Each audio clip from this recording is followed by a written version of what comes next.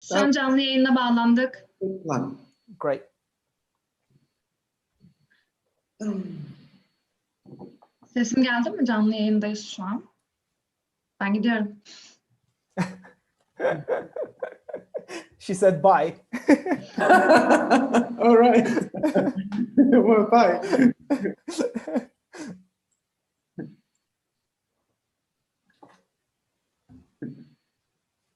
So where is that? Is quite. I like the abstract art going on here. Yeah.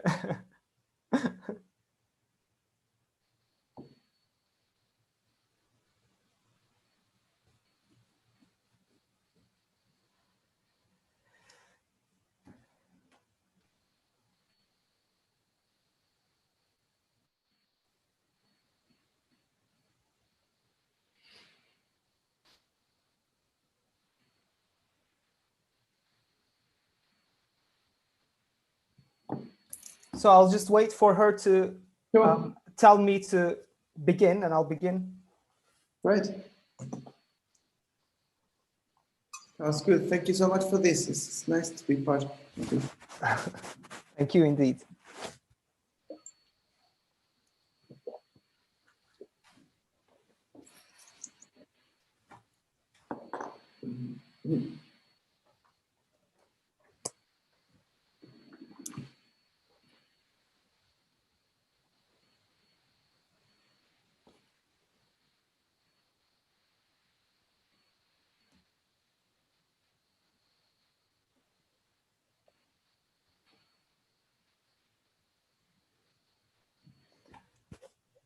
Belki bağlananlar varsa onlara bir bilgi notu.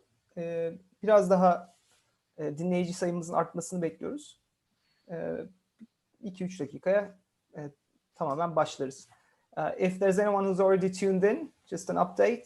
We're waiting for more audience members to join, and that should take about a couple more minutes, and then we'll begin in earnest.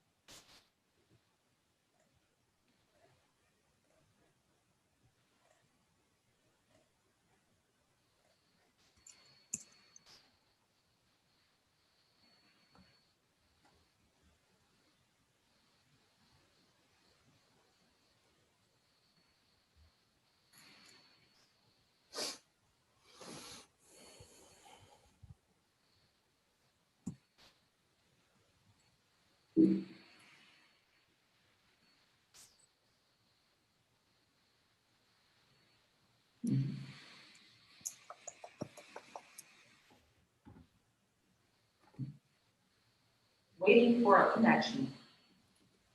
All right.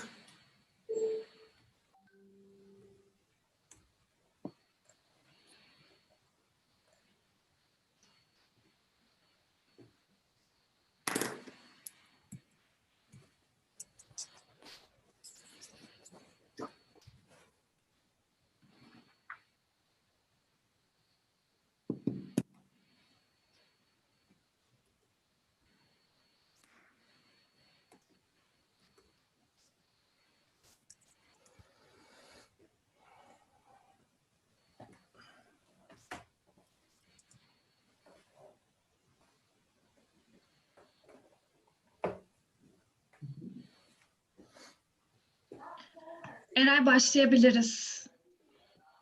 Okay. Okay. Some noise coming. Great. So, hi everyone, and a very warm welcome to you all. I'm assuming you're here for Ignacio Acosta's talk that he'll deliver tonight for Loading, the independent artist-run space in Ahmed, Diyarbakir. Ignacio's talk is titled Against Extractive Capitalism, Photography, Power, and collective transformation. My name is Eray Çaylı, and I'm hosting this talk on behalf of Loading. And how we'll go about doing this tonight, because we have audiences that speak English, others that speak Turkish. So we'll have to do this in a bilingual manner. And we'll be talking, Ignacio will be talking for about 2-3 sentences, and I'll be translating them right after he talks. And I have to say, although this interpretation translation has fallen on my shoulders tonight, I'm not a professional interpreter, so apologies in advance if there's any inconvenience caused. So I'll now translate this bit, and we'll go about doing the same thing for the rest of tonight. Herkese merhaba, hoş geldiniz. Bu akşam Ignacio Acosta'nın Hafriyatçı Kapitalizme Karşı Fotoğraf, İktidar ve Kolektif Dönüşüm adlı konuşmasını dinleyeceğiz. Ben bu konuşmayı Loading adına konuşmaya ev sahipliği yapıyorum. İsmim Eray Çaylı. Bu akşam konuşmasını İngilizce yapacak. Ben Türkçe'ye çevireceğim. Her ne kadar bu görev bu akşam bana düştüyse de şunu belirtmem lazım. Profesyonel bir çevirmen değilim. O nedenle şimdiden hani bir kusurum olursa affınıza sığınıyorum.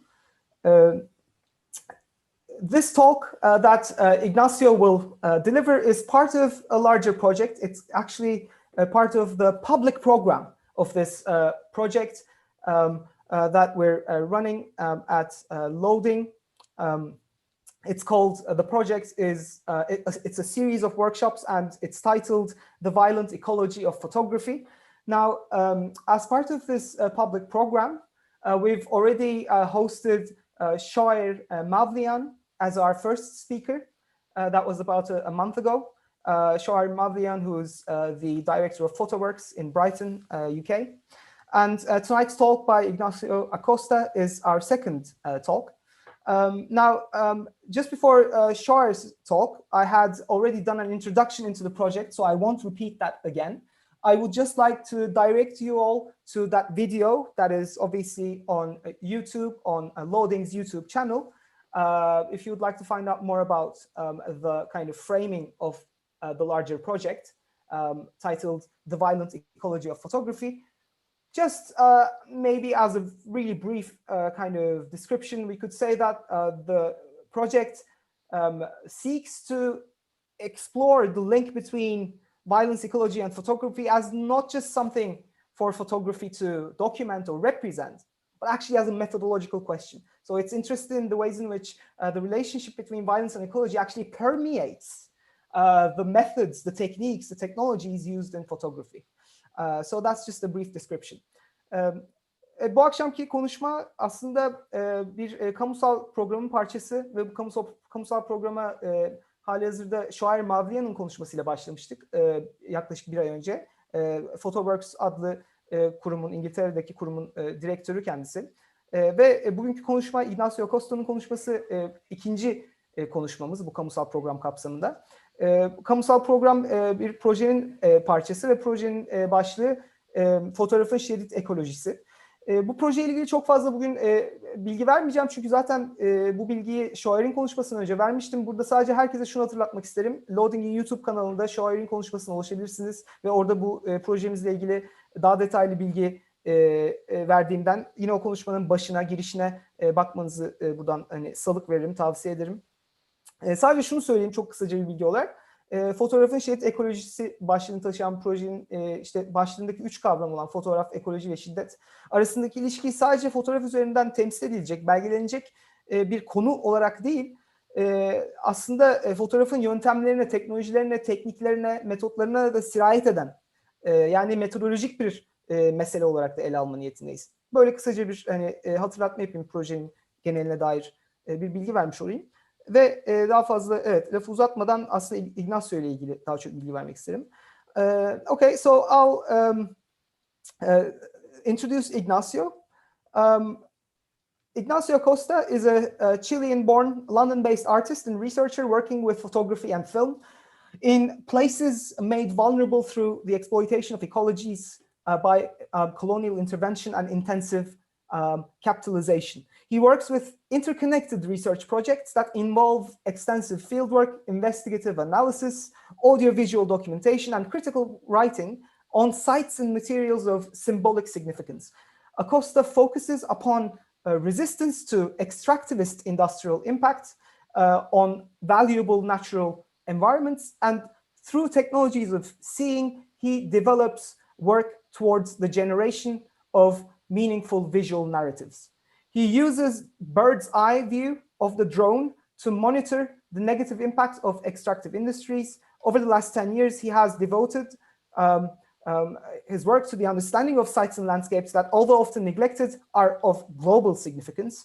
Places of environmental degradation in South America and Northern Europe are among these.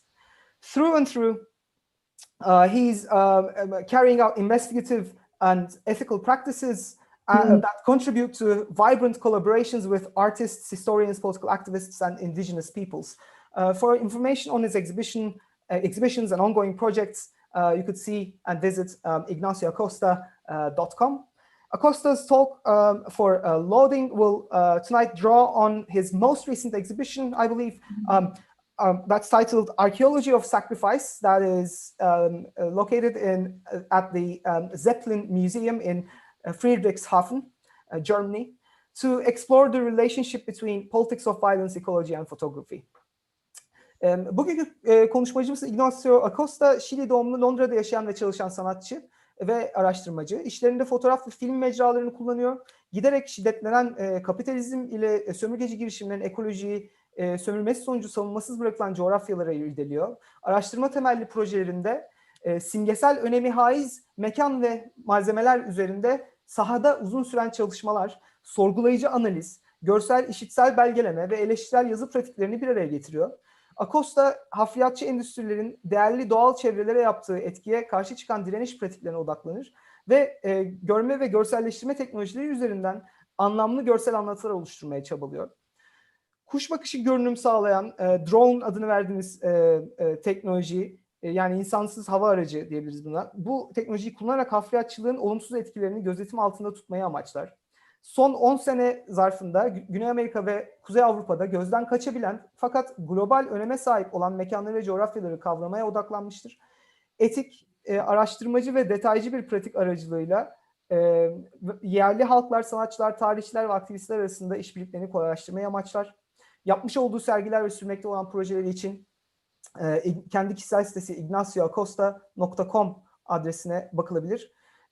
Bu akşam loading için yapacağı konuşmada şiddet, ekoloji ve fotoğraf arasındaki ilişkilerin politikasını Almanya Friedrichshafen Zeppelin Müzesi'nde henüz geçtiğimiz günlerde ziyarete açılan son sergisi Kurbanlığın Arkeolojisi üzerinden ele alacak.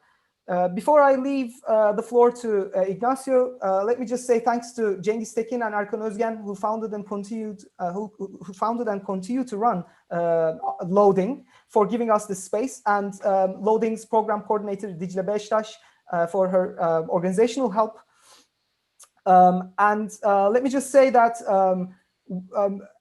the first talk that we had by Shoair was focused on curating. This second one is focused on photography and photographic practice in an art context. The third one in December will be focused on archiving, and that will be by Özge Ersoy. Just also to apologize because we're two guys here, and the next talk will be Özge, and she'll be speaking, and Dicle will be moderating it, so we'll try and compensate the fact that we're two men here in front of you with that next talk, which will be kind of delivered and moderated by two women. So apologies for that. And thanks obviously to Ignacio, because I know you've just come out of this hugely busy period. You set up your exhibition, you worked on your exhibition and set it up, etc. So thank you so much for accepting this invitation to give this talk, despite how busy a period you've just come out of. Son olarak birkaç teşekkür etmek isterim. Öncelikle özellikle Loading'i kuran ve hala yürütmekte olan Cengiz Tekin ve Erkan Özgen'e çok teşekkürler bize bu platformu verdikleri için. program koordinatörü Dicle Beştaş'a yine Loading'in program koordinatörü yardımları için çok teşekkür ederim. Şöyle bir şey söyleyeyim, hani burada belki bir affınıza sığınayım, çünkü burada iki adam olarak, iki erkek olarak karşınızdayız ama bir sonraki konuşma Özge Ersoy tarafından verilecek ve Dicle Beştaş tarafından modere edilecek ve orada biraz bu şeyimizi, kusurumuzu telafi edeceğimizi umuyorum. Bugün lojistik nedenlerden dolayı böyle hani olmak durumunda olduk ve tekrardan Ignacio'ya çok teşekkür ediyorum. Çünkü Ignacio çok meşgul olduğu bir sürecin içinden geçti. İşte daha yeni sergisini kurdu, sergisini hazırladı ve bu sergiyi kurdu. Buna rağmen bizim teklifimizi kabul ettiği için kendisine çok teşekkürler. Ignacio, the floor is yours. Okay. Well, thank you so much, Eric, for this is really nice introduction, and all the loading team for having me today. It's great to share the work, especially in this context, because it's a context of a country, of a territory that has gone through violence, of ecologies and exploitation. So it's a great opportunity to reflect on my work on this specific context that I hope it will be helpful for everyone who is listening. Is that good to translate, or a little bit more? Okay. So I will share my screen, and let's do that. Sorry, this is there you go. Is that, can you see my screen? So I will, first of all, I wanted to give you a brief introduction of the previous project that set up the grounds for archaeology of sacrifice. I have quite a lot of images, so I will try to give you an overview of the project without going into too much detail, but hopefully this will give some light on how the project develops, because I think the way that the methodology develops, you talk about the methodology of photography as a methodological question. And I think in this case, it's important to understand how do I develop photography as a methodological question. And in that case, I find quite useful to refer to other previous projects. Çok teşekkür ederim. Burada bu konuşma vermek çok iyi. Hani kendi şiddete bakan ve irdeleyen kendi çalışmalarımla aslında çağrışımları olan bir yer olduğunu düşünüyorum ve o nedenle burada bu konuşmayı verebilme şansı benim için çok önemli. Size önceki bir projemi tanıtarak başlamak istiyorum bu konuşmaya. Aslında şu geçtiğimiz günlerde açılışı yapılan Kurbanlığın Arkeolojisi adlı sergimin hani ön çalışması diyebiliriz. Yani bu sergiden bir önceki projem, aslında ikisi birbiriyle bağlantılı. O nedenle bu önceki yaptığım projeden bahsederek başlamak istiyorum konuşmaya. Çünkü bu projeden bahsederken şunu da aslında belki görmüş olacağız. Gerçekten fotoğrafın metotlarıyla, yöntemleriyle, tekniğiyle, teknolojisiyle ben nasıl boğuşuyorum, bunları nasıl işlerinde ele alıyorum, bunu anlatma şansını verecek bana. So I will refer to this project, which is one is copper geographies. It's a project about the impact of copper mining in Chile, and through my involvement with a project called Traces of Nitrate. So and then this is, for example, my work generally develops through a constellation of materials and then events that go around the photographic practice. For example, in this case, a workshop that we did with activists to map sites of violence in London. This is the project I've been involved in through the Traces of Nitrate Research project at the University of Brighton, when we developed this project about nitrate and copper, which I did my doctorate PhD on copper. And we have developed this methodology of collection or creation of a large archive of images and texts that talk about the mobility of materials and the impact of this material in the natural environments. This is, for example, a detail of this piece that we developed collaboratively with Xavier Rivas and Luis Perbrick that was exhibited in Chile and Spain. And there is also sits in this kind of archival box that kind of travels. We, as part of the research project, we developed publications, and this is my publication about copper. The publication about copper is about the global mobility of the material. So I study sites of extraction and how those sites of extraction connect with global sites of trade and consumption in the United Kingdom, in London specifically. And then it's an investigation of this material copper that is invisible, but is everywhere. And I'm interested in this invisibility of the material and how can it manifest in different forms. And for that, I unpick different forms of methodological questions like photographic practice or X-ray examinations so I take a sample from the earth that I might collect in the site in Chuquicamata, and they take it to X-ray examinations to understand how the material is manifested in the landscape. And then these are pieces that are exhibited in different forms. As I said, I try not to go too much into detail because this is not the main subject of the talk. But this, for example, is a forest of eucalyptus that has been contaminated by copper residues. And then I take this forest and then expand into different forms, exhibition formats. Generally, sometimes with text, or as a large posters, and then put that in those photographic documents. They're always, or not always, but some, in the case of this project, they're always kind of in relation with documents that talk, for example, in this case, about the contamination of water resources in this area where the mine exists and where the forest is located.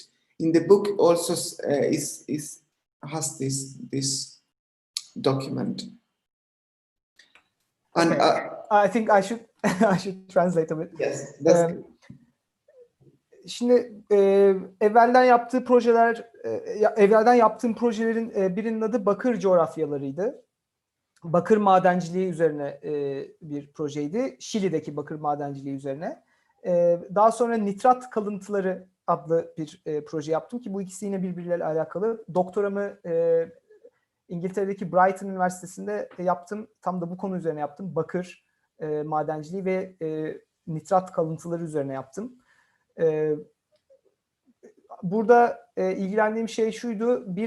Bakır görünmez bir malzeme, bir maden. Görünmez derken yani şöyle, kullandığımız birçok objenin, aracın, aletin içerisinde var. Ama hani bizimle temasa giren noktalarında olmayabiliyor. O yüzden hani varlığının farkında olmayabiliyoruz. Ama bunu gündeme getirmeye çalıştım. Çok kez gözden kaçabilen bir malzeme olan bakırı daha görünür hale getirmeye çalıştım. Ve hani bu madenlerin, malzemelerin nasıl coğrafyalar arasında seyahat ettiği konusuna eğildim. Yani Şili'deki madenden çıkartılan bir malzeme, örneğin bakır, İşte Londra'daki ne gibi mekanlarda dolaşıma giriyor, nerelerde tüketiliyor, nerelerde satılıyor, nerelerde pazarlanıyor. Bu konu üzerine eğildim. Özellikle nitrat kalıntıları adlı projemde Londra'da aktivistlerle çalıştım. Ve işte Şili dediğimiz mekan, yani o madenin çıkartıldığı mekan, Londra'da tüketildiği, pazarlandığı mekanları bir araya aslında getirmeye ya da ilişkilendirmeye çalıştım. Ve iki taraftaki yani o aktivizmi de ilişkilendirmeye çalıştım. Ve burada yöntemsel bir takım meselelere de eğiliyorum. Örneğin ne yaptım? Belgeleri derlemeye çalıştım. Bakır madenciliğine dair bize bilgi verebilecek, bakırın işte geride bıraktığı o kalıntı dediğimiz işte nitrat kalıntısına dair bize bilgi verebilecek belgeleri de toplayıp, üretip yayınlarımda, çünkü her bir aslında sergide yayın da yapıyorum. Örneğin işte Bakır Coğrafyaları adlı bir kitabım da var. Bu kitapta da bu belgelere yer verdim. Ayrıca sergilerde de belgeleri de sergiledim. Ve hatta Şili'deki madenlerden aldığım örnekler ile toprak örnekleri vesaire ile yani bunları analiz ettim. Laboratuvarlarda analiz ettirdim ve bu analizleri de aslında sergiledim. Yani böyle biraz bilimsel bir yönü de var aslında yaptığım şeyin, ya da bu kısmıyla da ilgileniyorum sergilerde. Ve farklı şekillerde sergiliyorum bu bilgileri ve belgeleri. Başka bir sergimde bir ökaliptus ormanına değindim. Çünkü burada yine bakır kalıntıları tarafından zehirlenmiş ve kirletilmiş bir ormanla karşı karşıyaydık.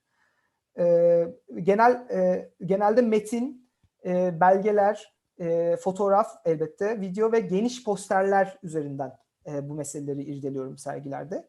Ve de tabii genelde her birinde bir de kitap, bir yayın oluyor aynı zamanda. Fazla detaya girmiyorum ama bir giriş niteliğinde, çünkü daha aslında detaylı olarak bahsedeceğim sergi Kurbanlığın Arkeolojisi sergisi. Ama böyle bir giriş niteliğinde bu projelerden de bahsetmek istedim. So I guess for us, referring to the subject of today's talk, my methodological question is, how can we use photography as a tool to make visible the impact of extractive industries in natural environments? And how can we use as a tool for kind of transformation of or creating a radical future, and we imagine a better place in the world? So as I say, I think I'm trying to go quite fast on this just to give you a sense of the project. And the sense of the project is like this.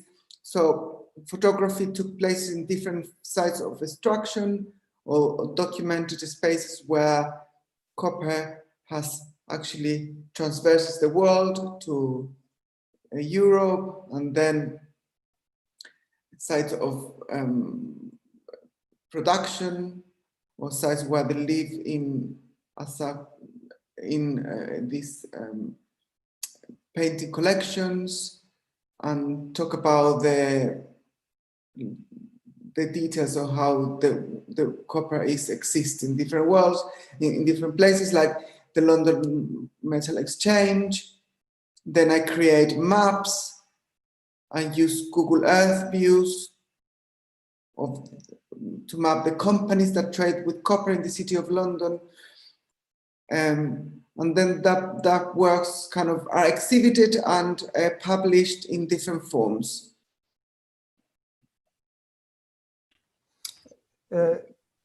Bu işlerde yaptığım, biraz da bahsetmek gerekirse, kafamdaki soru yöntemsel bir mesele olarak kafamdaki soru diyebiliriz buna. Fotoğraf hafriyatçılığın, yani coğrafyaya bir sadece bir maden gözüyle bakan yaklaşımın dünyaya verdiği zararı, dünyaya ve toplumlara verdiği zararı nasıl görünür hale getirebilir fotoğraf? Ve dahası yine fotoğraf üzerinden daha başka gelecek ihtimallerini nasıl tahayyül edebiliriz? Yani fotoğraf daha hani hafriyatçılığa karşı çıkabilecek daha farklı yaklaşımları tahayyül etmemizi de sağlayabilir mi? Diye böyle iki temel soru var hep işlerimde irdelediğim ve zihnimde olan. Burada tabii sadece yıkıma uğratılmış mekanlar diyebileceğimiz, yani madenciliğin talan ettiği mekanlara odaklanmıyorum. Aynı zamanda bakırın dolaşıma girdiği mekanlara da odaklanıyorum. İşte az önce de bahsettiğimiz gibi Londra bunlardan biri. Ve şunu görüyoruz burada, hani benim işlerimde de aslında tespit ettiğim bu. Bakır hani ne gibi farklı nesnelere dahil olmuş. Yağlı boya tablolardan tutun teknolojik ürünlere kadar işte bakırın farklı şekillerde yer aldığı farklı nesneleri tespit ettim ve bunlara dair işlerim oldu. Özellikle bu bakır coğrafyaları projesinde. Ve aynı zamanda özellikle Londra'daki metal borsası gibi işte bakırın pazarlandığı, satıldığı, piyasaya sürüldüğü mekanları haritalıyorum. Londra'da bakır ticareti yapan mekanları yine haritalıyorum. Google Earth görüntüleri üzerinden bunları yine belgeliyorum sokak görüntülerine kadar. Yani sadece madenciliğin yapıldığı mekanlar değil, oradan çıkartılan madenlerin dolaşıma girdiği, pazarlandığı ve kullanıldığı ve tüketildiği mekanları da irdeliyorum. Good.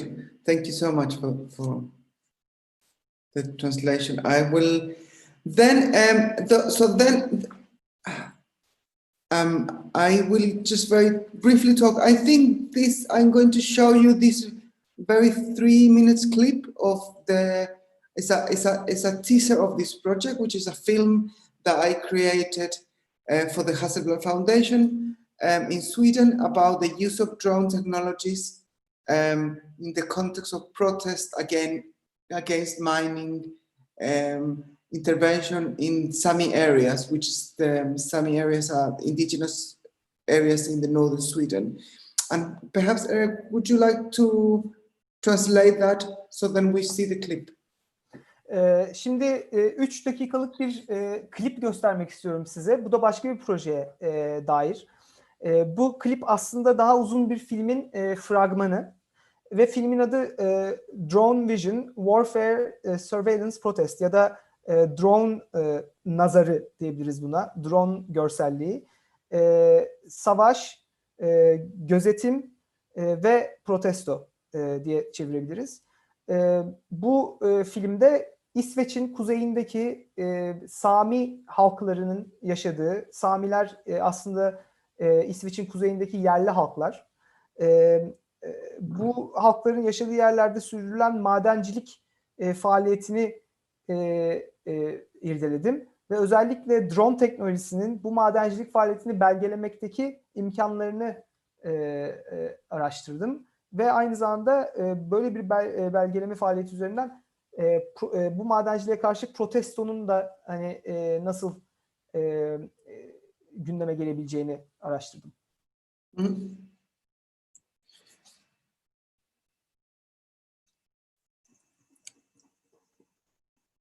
Can you hear the sound? Good. Maybe if you could increase the volume if you can. Yes.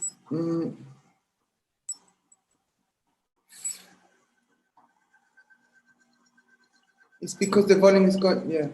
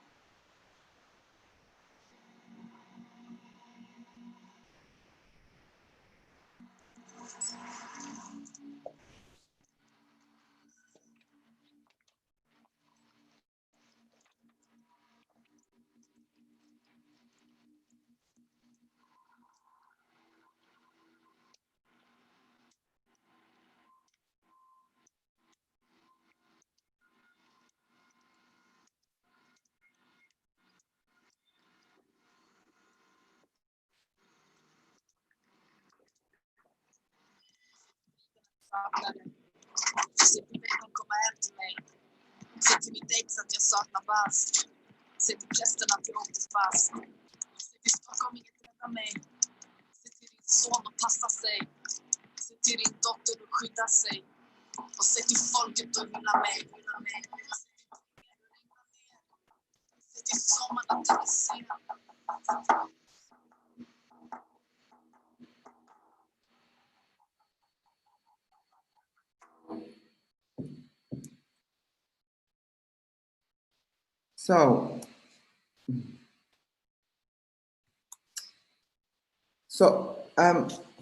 I think I have a whole bunch of slides here.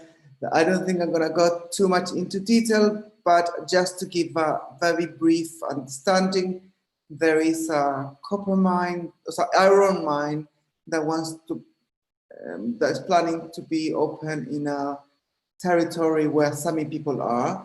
So I've been using this relation between drones and drums, and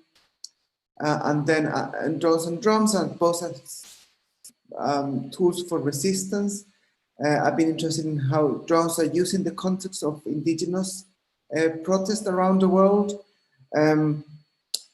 This is how the project has been shown, because it's a double-sided installation. And I'm just going to skip through all of this because I think, and in that case, for example, the use of photography is a little different because it's more, in this case, the photographs are like more kind of a forensic tool, a tool for forensic in search for the evidence of a crime. So more a kind of a forensic use of photography. I'll use also in installations some maps to give an understanding of the geopolitics behind this project. This is another project that was developed at Arts Catalyst. And again, I just wanted to include this because I think it's important to understand that my works develop through different forms of, it's not just photography, but it's a whole constellation of videos, documents. I think that is, well, this is a clip.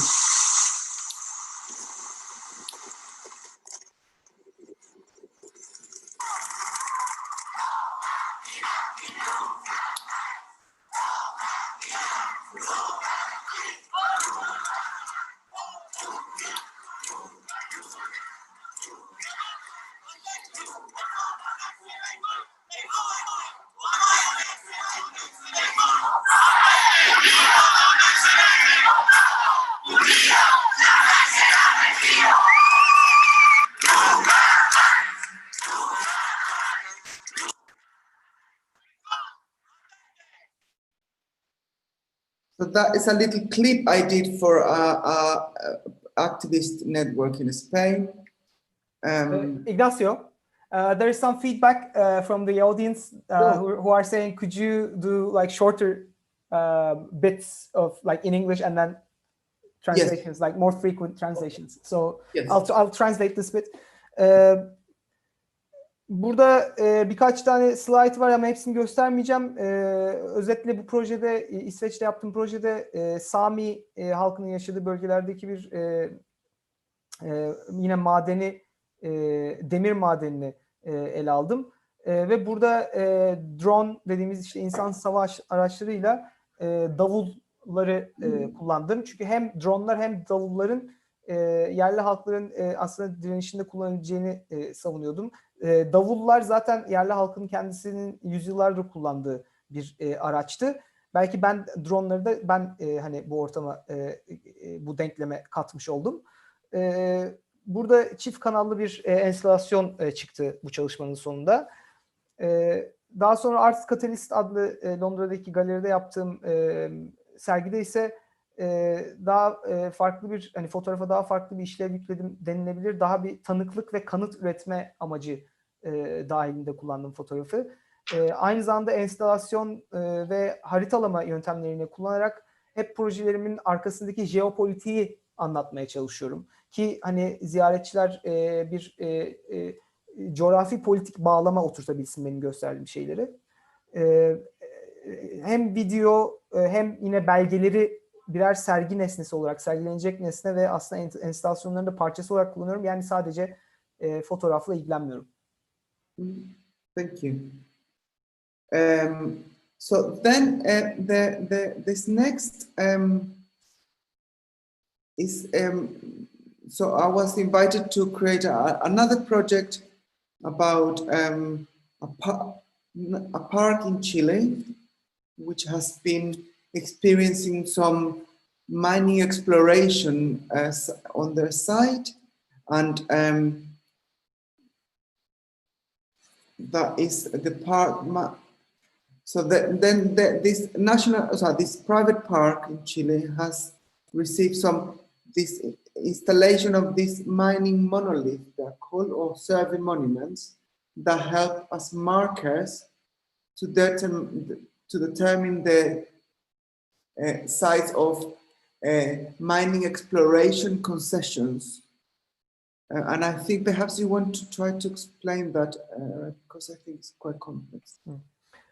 Bir sonraki projede yine Şili'deki bir parkta bir çalışma yaptım. Bu park aslında yani park dediğimiz hani bir arazi, özel bir arazi ve burada bir madencilik faaliyeti yürütülmek isteniyordu. Ve bu arazide gittiğimde şunu gördüm, dikili taş adını verebileceğimiz, işte bu beyaz gördüğümüz ekrandaki dikili taşlar vardı, küçük taşlar. Ve bu taşların işte gelecekte buraya açılmak istenen madenin yerlerini, koordinatlarını belirlemek üzere konulduğunu öğrendim. So this is another video piece that goes with documents, and I was very interested when I went there for the first time. So I focus on resistance upon destructive activities. So sometimes there's human resistance to the destructive activities, let's say protests that we've seen, or activist networks. And this is another form of resistance I encounter, like the guard parks of this, the Parque Andino Juncal, were recording the movements of these miners who came to build this mining monolith to the park. So this is another form of resistance that I found really interesting, and it was a source of inspiration for the video piece I created. Burada yine belgelere dayanan ya da belgeleri kullanan bir video iş ürettim bu çalışmanın sonucunda ve burada direnişe odaklandım. Bu yıkıcı, madencilik benzeri yıkıcı ve hafriyatçı pratiklere karşı ne gibi direnişler var? Hep bunlara odaklanıyorum. Bazen bu direnişler bizim alışılageldiğimiz hani nasıl diyelim ilk anlamıyla hani direniş eylemleri, yani işte bir yerde bir protesto oluyor örneğin.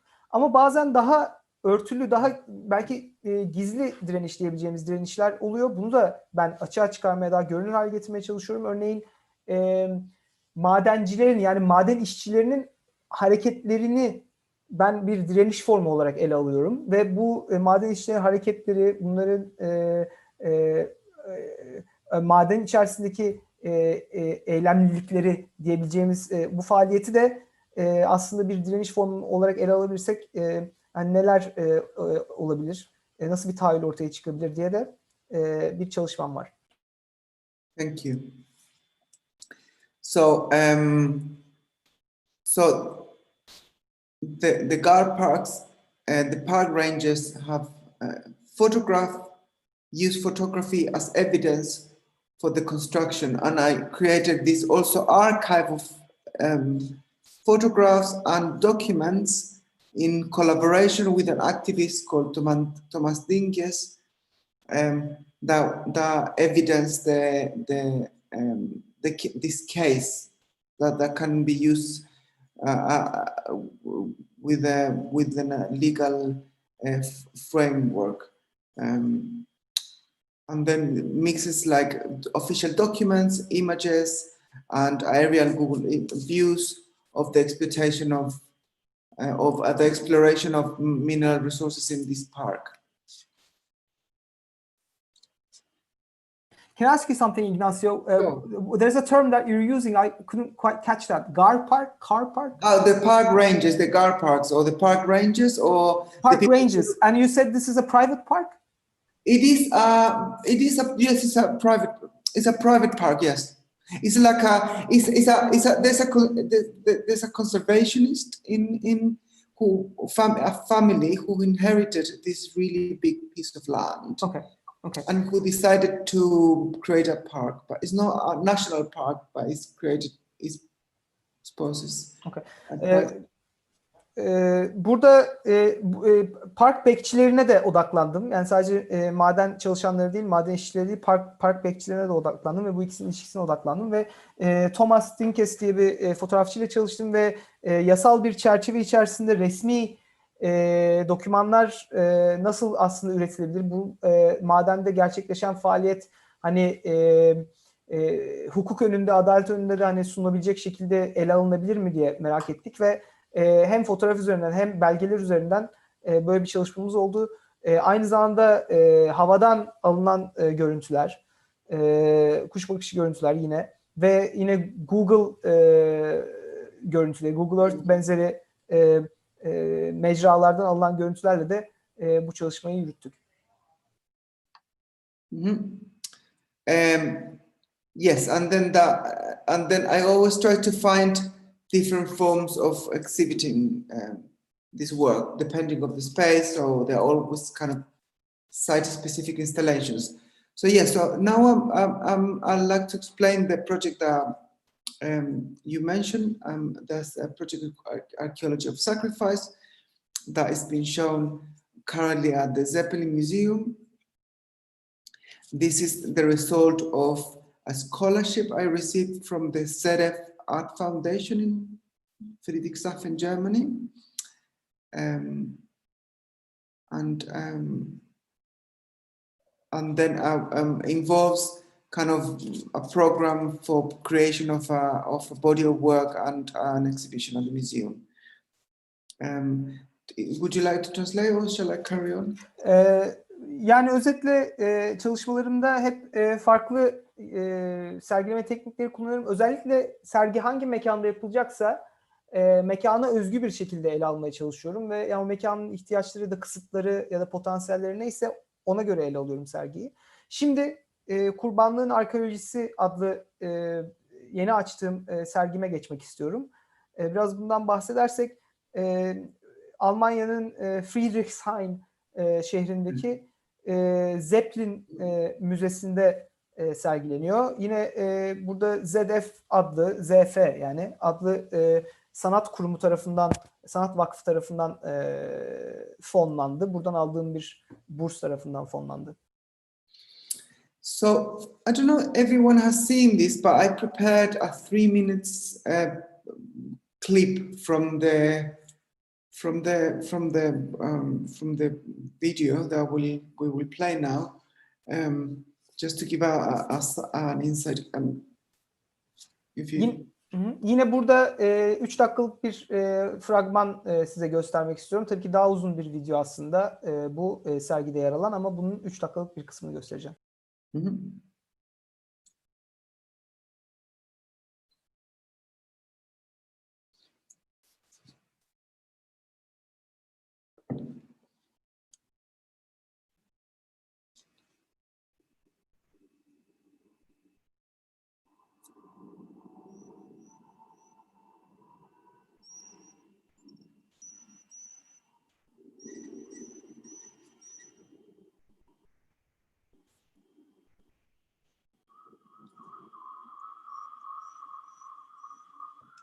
En quelle langue la nature écrit-elle sa catastrophe? Comment raconter l'histoire depuis l'autre côté du désastre? Il convient d'imaginer.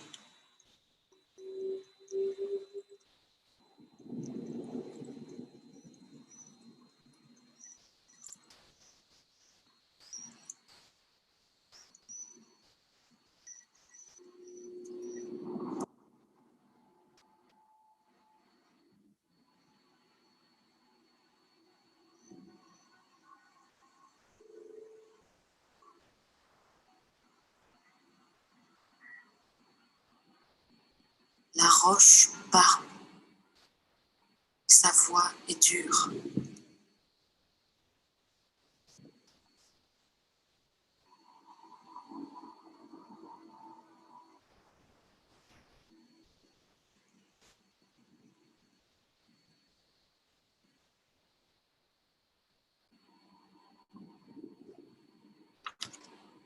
La pierre têtue du passé réclame justice.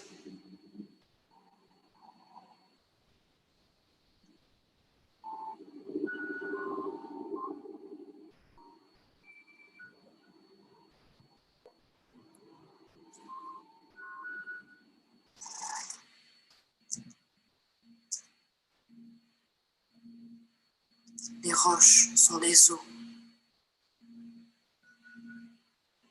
En elles résident les traces d'un crime très moderne.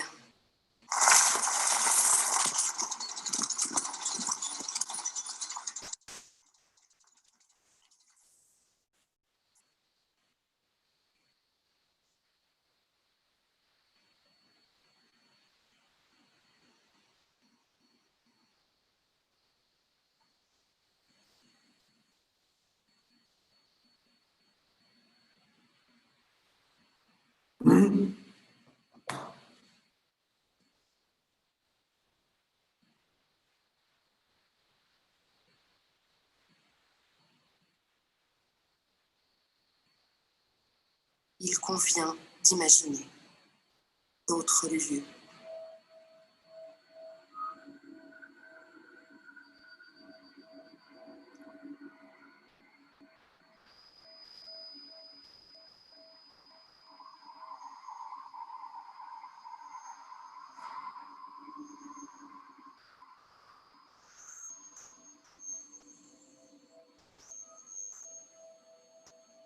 Comment construiront-ils un monde bien après sa fin?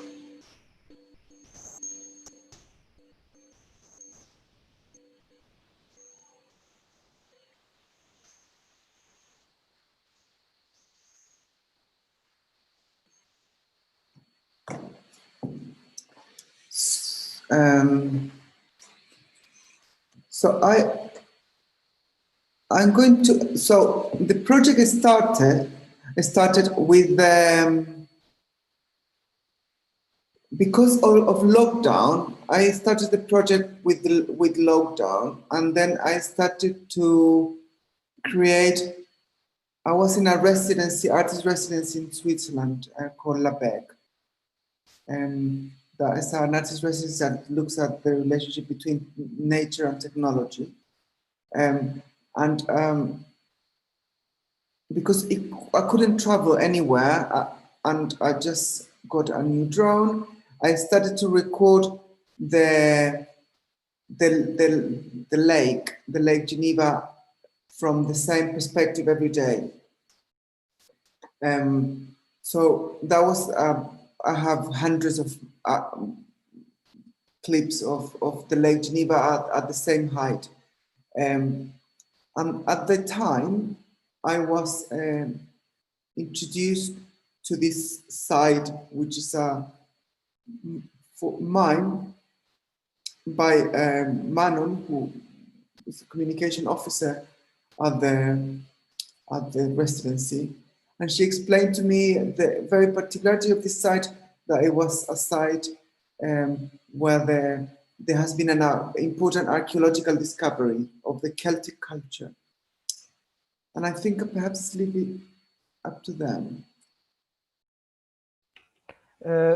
Bu projeye İsviçre'deki bir misafir sanatçı programına dahil olduğum sırada başlamıştım. Bu misafir sanatçı programı doğa ve teknoloji arasındaki ilişkiye odaklanıyordu.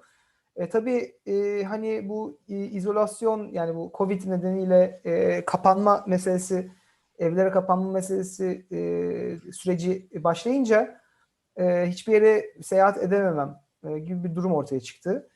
Bu nedenle yeni bir insansız hava aracı, yani yeni bir drone aldım ve burada işte çok yakınında konaklamakta olduğum Cenevre Gölü'nü kayıt altına almaya başladım. Neredeyse her gün aynı açıdan bu gölü görselleştirdim, belgeledim. O nedenle göle dair yüzlerce hani görüntüm oldu bir anda. Ve eş zamanlı olarak misafir sanatçı programının iletişim koordinatörü Manu beni yakındaki bir alana götürdü. Bu alanda çok önemli bir arkeolojik kazının yapılmakta olduğunu söyledi bana ve bu arkeolojik kazılarda Kelt uygarlığının izlerinin aranmakta olduğunu söyledi ya da Keltlerin yani Kelt halklarının izlerinin aranmakta olduğunu söyledi. Thank you. So this site was first. It was kind of 1 hour away of the residency. So when it was possible to travel, I started to go quite regularly to film the mine. I was very interested in this site because I've never encountered before, or I never knew before, this relationship is very close relationship between mining and archaeology. So in one way, most of the archaeological discoveries in Europe are done because of mining surveys, which is something that I kind of wasn't aware of. So this quarry, it wanted to expand in 2006, and the canton or the municipality asked the quarry to make a survey of the site, and then it was discovered this site of sacrifice, where Celtic have buried objects, humans and animals, because at the time there was a sort of moment of crisis. So then it was really interesting to me, how can we reflect on the current moment of crisis? And I think perhaps I'll leave it there. Bu mekan, bu alan benim hani misafir sanatçı programı kapsamında kaldığım yere yaklaşık 1 saat uzaklıktaydı. O nedenle sık sık gitme imkanım oldu buraya, neredeyse gündelik bazda. Ve şöyle ilginç bir şeyle karşılaştım. Aslında burası bir madencilik sahasıymış. Yani bir madenmiş. Ve aslında biraz daha irdelediğimde özellikle Avrupa'da hani arkeolojik kazıların yapıldığı çoğu yerin aslında madencilik faaliyetleri sırasında karşılaşılan şeyler nedeniyle arkeolojik kazı sahasına dönüştüğünü fark ettim. Yani arkeoloji ve madencilik arasında böyle yakın bir ilişki olduğunu fark ettim. Ve buradaki mesele de şuydu, buradaki hikaye de şuydu. Bir taş ocağı vardı. Bu taş ocağı aslında epeydir çalışan bir taş ocağıydı. 2006 yılında genişlemek istemişler ve bununla ilgili işte oradaki yerel yönetime başvurduklarında izin için yerel yönetim bunlara bir sahada hani bir aslında tetkik yapın hani ki ona göre izin vereceğiz size demişler. Ve bu tetkik sonucunda ortaya çıkan gerçek de şu olmuş. İşte burada arkeolojik öneme sahip diyebileceğimiz bir gömüt olduğu ortaya çıkmış ve bu burada kurbanlık veya kurban ritüelleri, kurban verme diyebileceğimiz ritüellere ait bir takım objelerin, gerek hayvanlara ait gerek insanlara ait bir takım objelerin gömülü olduğu ortaya çıkmış. Bu bir aslında kriz anıydı bir bakıma tabii ki. Çünkü bir yandan genişlemek isteyen bir maden, bir yandansa işte arkeolojik öneme sahip bir sahanın ortaya çıkması. Ben de bu kriz anı ilgimi çektiğinden bunu irdelemeye başladım. Thank you. So,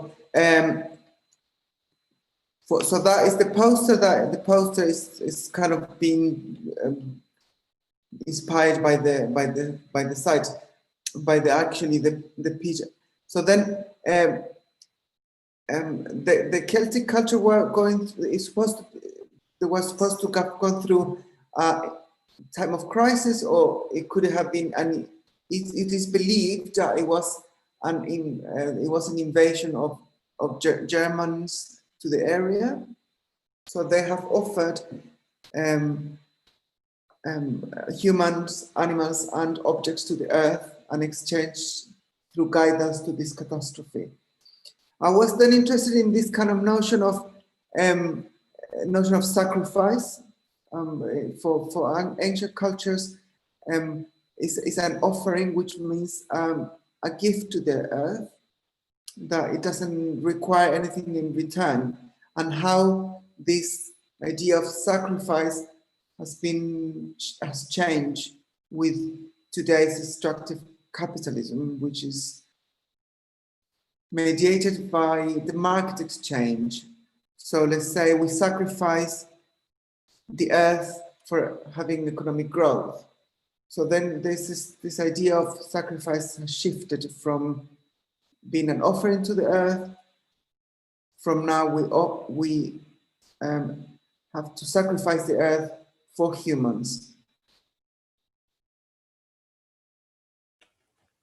Bu serginin posteri de aslında bu madencilik alanı tarafı ve sonradan arkeoloji alanına dönüşen alandan esinlenmişti. Burada kriz aslında şuydu, daha somutlaştırmak ve düzeltmek gerekirse buradaki Kelt kültürü, yani arkeolojik kazının yapıldığı yerde işte 100 yıllar önce yaşanmış veya yaşamış olan halk olan Keltlerin bu arkeolojik kazıda ortaya çıkan objeleri gömdükleri anda, o sırada toplumsal olarak halk olarak bir kriz içerisinden geçtikleri fark edilmiş. Yani bir Alman, örneğin Germanik bir halk tarafından istilaya veya saldırıya uğradıklarından böyle bir kriz anı, tarihsel bir kriz anı yaşadıkları düşünülüyor. Ve işte kurbanlık dediğimiz faaliyette ve ritüelde böyle bir toplumsal kriz anında aslında gündeme gelmiş. Yani bu saldırıyla başa çıkabilmek adına dünyaya hediye vermişler denilebilir.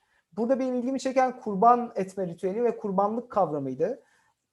Yani bu Kelt örneğinde gördüğümüz gibi dünyaya karşılık beklemeksizin gezegene verilen bir şey söz konusuydu. Oysa ki şöyle bugüne geldiğimizde şunu gördüm ve şunu düşündüm, şöyle bir karşılaştırma yaptım. Biz bugün dünyanın kendisini kurban ediyoruz. Yani dünyaya kurban vermektense dünyanın kendisini işte adına iktisadi ilerleme denilen olgu için, yani aslında kapitalizm diyebiliriz buna. Bunun için dünyanın kendisini kurban ediyoruz. Yani dünyaya karşılık beklemeksizin kurban vermek dediğimiz bir pratikten bugün dünyanın kendisini kurban etmeye geçiş yapmışız. Thank you. So then this I work with two screens because it allows me to create these tensions between mining and archaeology. And I was interested, for example, when I was filming, and perhaps I thought I would talk about this in this context because there is practitioners or people who make photographs there. I was interested in, like, for example, when I went to the landscape, to the mine, I was interested in filming these landmarks of the mine that then are used to kind of create a narrative about the exploitation and the demarcation of the territory, and actually relates to the violence of the territory and the violence towards the ecologies of the place, and how do we mark and create the boundaries of the exploitation. And that is something, an investigation that I generally do through different forms, but always kind of through photographic practice. So then this is installation, and I wanted to talk a little bit about also the methodology of building some of these works, and perhaps I'll leave it up there, so and I can then. Okay. Burada iki kanalla çalıştım yine. Ürettiğim video işi iki kanallı bir işti. Çünkü işte az önce bahsettiğimiz gibi hem bir madencilik faaliyeti var, hem de işte onunla içli dışlı hale gelmiş şu an arkeolojik kazı faaliyeti var. Bu ikili durumu yansıtmak için iki kanal kullandım. Ve aslında orada fotoğraf ve video çalışmalarımı yaparken sahada tabii şöyle kişilerle de karşılaştım. Arkeolojik kazı kapsamında zaten orada fotoğrafçılar vardı. Yani o kazının kapsamında çalışan fotoğrafçılar da vardı. Onlarla da bir şekilde hani temas ettim. Yani fotoğrafçılık faaliyeti zaten arkeolojik kazı kapsamında gerçekleşmekteydi. Ben orada ilk fotoğraf çeken kişi ben değildim. Bu da ilginç bir meseleydi benim için. Burada madenin işaretlenmesinde kullanılan, yani bu sahanın madenciliğe hazır hale getirilmesi süreci sırasında işte mıntıkanın işaretlenmesi, bazı sınırların çizilmesi, yine bazı koordinatların belirlenmesi diyebileceğimiz çalışmalar kapsamında coğrafyaya bırakılan izler ve işaretleri de fotoğrafladım ve video işime konu ettim. Coğrafyayı, peyzajı nasıl işte bir takım sınırların konusu kılıyoruz, nasıl bir takım izler bırakıyoruz ve mıntıkaları nasıl belirliyoruz? Bununla ilgileniyordum. Thank you. So as well as the mine and the archaeological side, I had all the sides of anchor points to the story, because it's a fictional story. One is the drone images of the lake, so hydroelectrical dams I also filmed, and then this book of minerals I found at the residency that is called Mineo, that it was used to build the 3Ds. So I found this book of minerals, and then, for example, this is an example of the plates of these minerals that then I used to create, and I created this digital file merging this illustration. So I created an illustration, and that illustration here, it was then transformed into a 3D model. So if you see more or less that's the way the work has been created. And then it was created as a 3D model by my friends, the artists Valle Medina and Benjamin Reynolds, who created a 3D model of this, and then the 3D model rotates. But then actually the 3D model is an imaginary mineral, but comes from this book, archival book. So I thought it would be kind of good to share this today. Burada hem işte gölün drone tarafından çekilen imgelerini, yani görsellerini kullanmanın yanı sıra bir de böyle nasıl diyeyim, kurmaca bir hikayeyi de katmak istedim işin içine. O da şöyle oldu. Misafir sanatçılık yaptığım bu mekandaki, bu kurumdaki bir kitaba denk geldim. Bu kitabın adı Mineraller idi. Şu anda gördüğümüz kitap. Eski bir kitaptı bu. Kütüphanesinde karşılaştım ve burada tam sayfa hani kayalara dair, işte belli kayaların, belli taşların, coğrafyadan çıkan, dünyadan çıkartılan belli malzemelerin tam sayfa resimleri vardı. Yani bunları bir mineral olarak görselleştiriyordu bu kitap. Bu görselleştirmelerden bir kısmını, özellikle bu gördüğünüz 3 tanesini bir araya getirerek bir kolaj yaptım.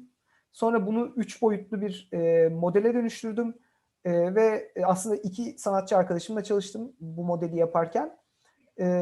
Bu bilgisayar ortamında hazırlanan 3 boyutlu model aslında bir nevi hayal ürünü bir mineral, yani hayal ürünü bir malzeme ya da maden gibi oldu bizim için. So then the next is, this is how it was, they create a model, a 3D model, and then there's a camera that navigates this model. In this case, this is the render.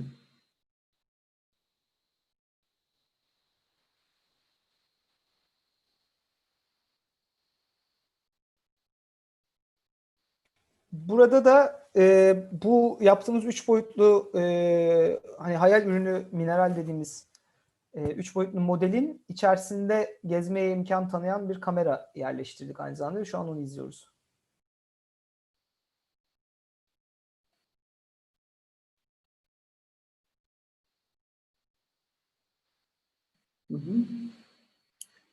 And then yes, and then well, you've seen these minerals, how they look on the final video piece. The last thing I wanted to also share is this how can I've been using which from the Drone and Drums project, the use of drone technologies as a way of exposing the impact of mining industries in the natural environments. So, for example, there is a software called pix4d.com that is a Swiss software that creates 3D models and maps that are used to enhance the mining infrastructure. So, and this is something, and I hope it's going to be clear. So if it's not clear, I really hope I came across clear, because it's a technology that is developed from drone perspective. So I will show you now. So from drone perspective, you take a lot of different photographs of a space. In this case, it's photograph of the residency in Labeck in Switzerland. And then from then, you build a 3D model. Yes.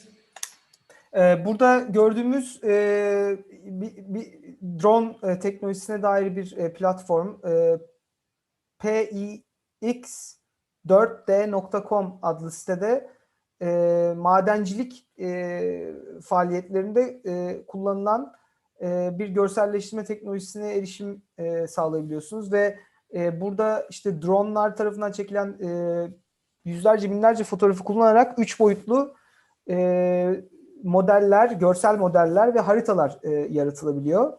Ve buradaki bu teknolojiye ilgi duyma nedenim işte drone teknolojisi madenciliğin yıkıcı etkisini teşkil etmekle birlikte acaba bu yıkıcı etkiyi gözler önüne sermek için de kullanılabilir mi diye, yani böyle bir tersine çevirme yapılabilir mi diye de merak ediyordum. Özellikle bu komplike karmaşık bir teknoloji. O nedenle umarım açık olacaktır söylemek istediğim, ama eğer açık olmayan bir nokta varsa bana soru sorabilirsin.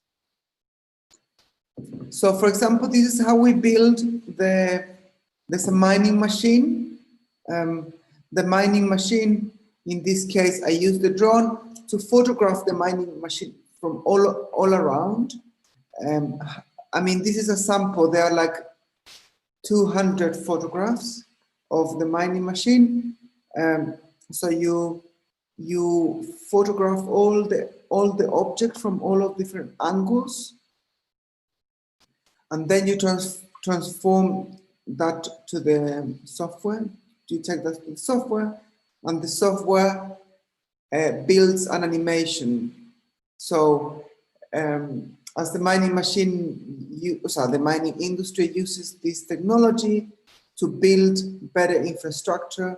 I try to use this technology as to kind of imagine,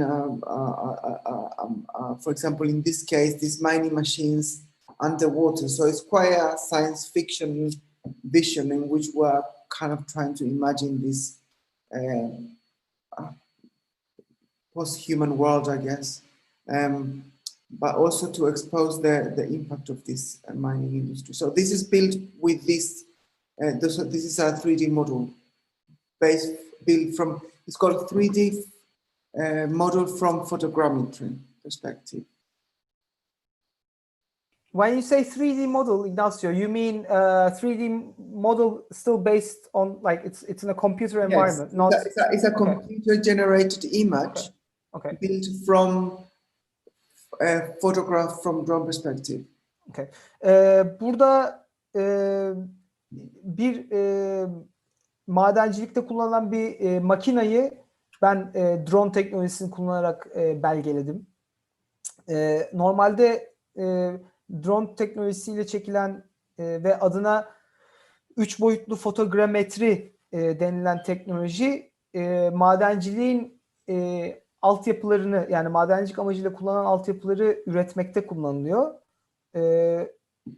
Bense bunu tam da bu altyapıları, bu makineleri belgelemek için kullandım. Burada işte makineyi farklı açılardan çekiyorsunuz ve bu açılardan çekilen birçok fotoğraf daha sonra bilgisayar ortamında, dijital ortamda bir araya getiriliyor. Bilgisayar programı üzerinden ve bir animasyon ortaya çıkıyor. Yani 3 boyutlu bir modelleme yapıyoruz dijital ortamda denilebilir. Sorry, I forgot one bit. Ve burada örneğin bu gördüğünüz işte bir bilim kurgu senaryosu diyebileceğimiz, yani bir kurmaca bir senaryoyu tahayyül eden bir şekilde sundum bu modellemeyi. Burada örneğin madencilikte kullanılan makineler, benim işte belgelediğim makineler ve 3 boyutlu modellediğimiz makineler su altında gösteriliyor. Yani bunlar batmış şekilde gösteriliyor. Burada aslında bir nasıl diyeyim, insan sonrası diyebileceğimiz bir geleceği tahayyül etmek için kullandım bu görselleri.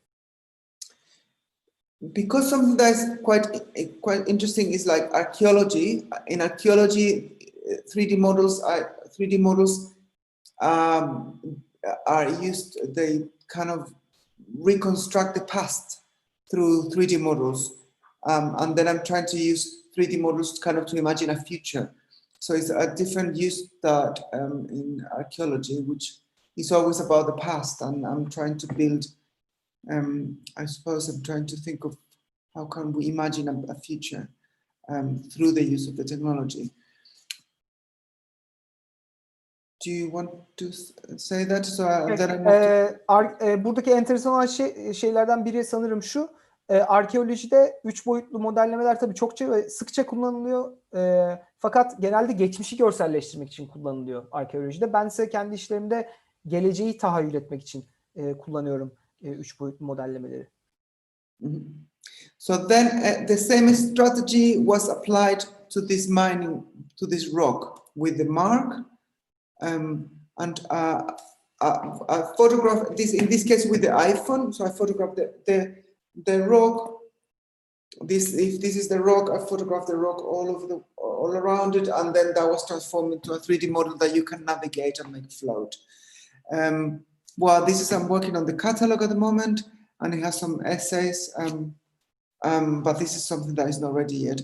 But yes, I think that's my presentation for today. I hope is clear, and then I'm very happy to be here and to have a dialogue, and then really hope I can be helpful for the people who are listening. So just please feel free to ask anything. Bu da gösterdiğim iş bir kayayı iPhone'la aslında fotoğrafladım. Could you maybe go back a few slides, like a couple of slides? Buradaki kayayı bir iPhone'la fotoğrafladım yine bütün açılardan ve bunu daha sonra yine 3 boyutlu bir modele dönüştürdüm ki hani bu kayayı çok detaylı bir şekilde inceleyebilirsiniz ve bunu daha sonra işte sergilerken bir katalog tasarladım. Bu katalogda yine işte hem metinler vardı, hem bu kayanın görselleri vardı, hem de bu yöntemlere dair belgeler vardı. Benim aslında sunumum bu kadar. Biraz da sorulara ve tartışmaya vakit ayırmak isterim. O nedenle sorularınızı, yorumlarınızı merakla bekliyorum. Actually, we already have a question, as far as I can see, from Baver Bekiroğlu, who says,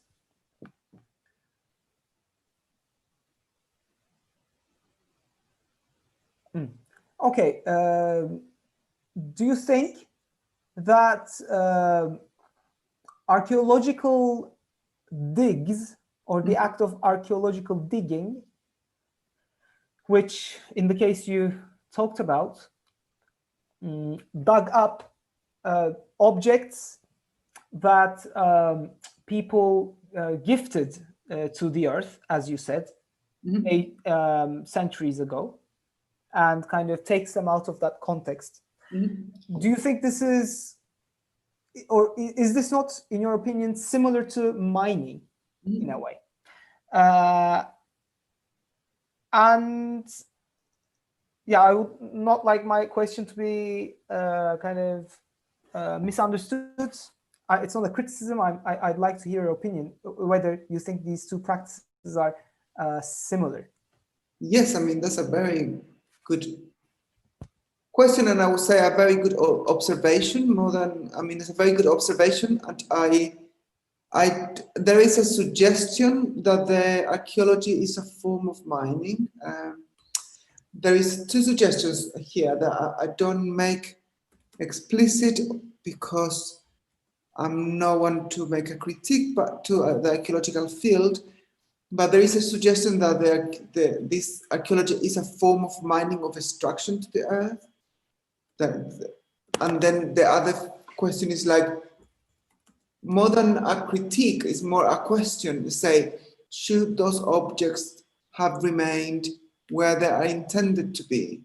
So why do we take these objects now?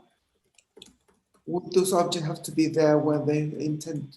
Did these people intended the objects to remain on the earth or be taken to a museum? And I think that the answer is very clear, where also, and then that is what is happening today with extractive capitalism, that people capitalize on the objects on the earth to be displayed in a museum. Yes, I think that's a very good observation, and I think I would like to, yeah, I think it's very good. Bu çok iyi bir soru. Bu arada soruyu tabii söylemek lazım.